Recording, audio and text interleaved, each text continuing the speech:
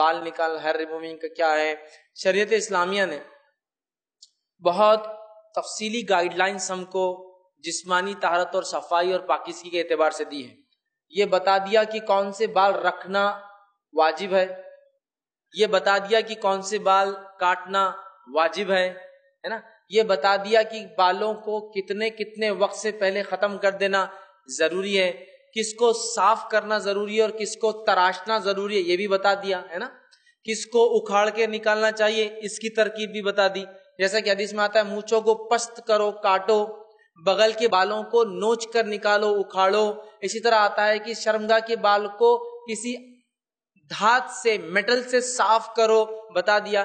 40 دن کے اندر یہ کام کرنا ہے. سر کے بال کو بنا وجہ کے کمپلیٹلی ٹخلا ہمیشہ بنانا منع کیا گیا ہے. بالوں کو کافروں کی مشابہت میں رکھنا منع کیا گیا ہے.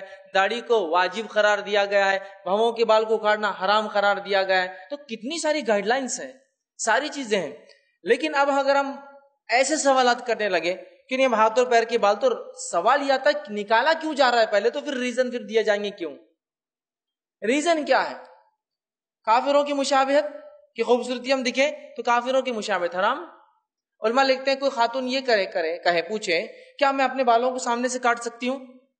تو علماء لکھتے ہیں ہاں سامنے سے کاٹنا اگر شوہر کے لیے تو کاٹ سکتی ہے، لیکن اگر کافر یا کافرہ ہیرو اور ہیروئن کے چکر میں کر رہی ہے تو پھر حرام ہو جائیں گا. اپنے شوہر کے حد تک، گھر کے اندر شوہر کے حد تک مطلب باہر نکلے گی تو اسکارف میں ہوگی تو شوہر ہی دیکھ پائیں گے نا وہ بال، یا اس کے محرمات میں سے اس کا بچہ دیکھ سکتا ہے، اس کے بچے، اس کا شوہر ہو گیا محرم، اس کا بھائی، محرمات. بیسک کوشچن یہاں رائز ہوتا ہے پہلے کہ آپ کاٹ کیوں رہے ہیں، تو پھر ہم جواب دیں گے کہ اس کو کاٹنا جائز ہے یا حرام ہے حلال ہے. پہلی چیز ہے کہ اپنے آپ کو آپ کیوں ایسا کر رہے ہیں. وجہ وہ فلاں ہیں، وہ اچھے دکھتے، تو کس کو دکھانا ہے آپ کو اچھے؟ کس کو دکھانا ہے آپ کو بال اچھے؟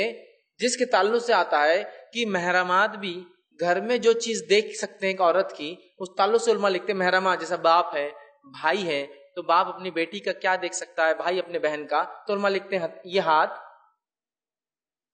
چہرہ، دوپٹہ وغیرہ اوڑھتی ہے جو تھوڑے بہت بال دکھ جاتے ہیں، اور چہرے کے اوپر جو اس نے بالیاں، نتنی وغیرہ پہن رکھی چہرے کے اعضاء، اور پیر ٹخنے تک اتنا دیکھ سکتے ہیں محرمات. سمجھ رہے آپ؟ اگر محرمات بھی جو اس کا شوہر نہیں ہے اگر، تو وہ بھی جو دیکھیں گے اتنے ہی پارٹس دیکھیں گے. مطلب عورت کے لیے چھوٹی چھوٹی آستینیں پہننا، بڑے بڑے گلے کے جو ہے بلاؤز اور کپڑے سلانا، اسی طرح چھوٹے چھوٹے قسم کے بلاؤز جس میں پورا پیٹ اور پیٹ نظر آتی ہے، گلا نظر آتا پیچھے. لوگ بولتے رہے فیض بھائی آپ بہت ہی بے شرمی سے بولتے، اچھی بات نہیں ہے، عورتیں سن رہی. تو میں سنانا تو چاہ رہا ہوں. اگر میرا بولنا اتنا برا لگتا ہے تو ہمارے آنکھوں کا پانی کیوں مر گیا؟ ناف، پیٹ، ناف ہوتا ہے نا، ناف کے نیچے کا مطلب ناف اور گھٹنا یہ مرد کے لیے بھی سطر ہے، چھپانے کی چیز ہے. کتنی افسوس کی بات ہے، ساڑیوں کے چکر میں ہماری ماں بہنیں اپنا پیٹ بھی دکھاتی، پیٹ بھی دکھاتی، گلا دکھ رہا ہے، اور اتنے چھوٹے چھوٹے آستینے کی اللہ رحم کرے ہاتھ ڈال تو بغل بھی دکھتا ہے. نہیں فیض بھائی ایسی بری بات ہے. برا کیا، جو ہو رہا ہے اس کو کیا کریں، مطلب خالی آنکھ بند کر کے چلنے سے مسئلہ حل نہیں ہونے والا ہے. سیریس ہو کر ہمیں اپنے لباس کو بہت جلدی بدلنا ہے اور اس کو شریعت کے مطابق ڈھالنا ہے. عورت کے لیے بہت سخت زیادہ ضروری ہے، اس لیے کہ مرد کا سطر ناف سے لے کر گھٹنا ہے.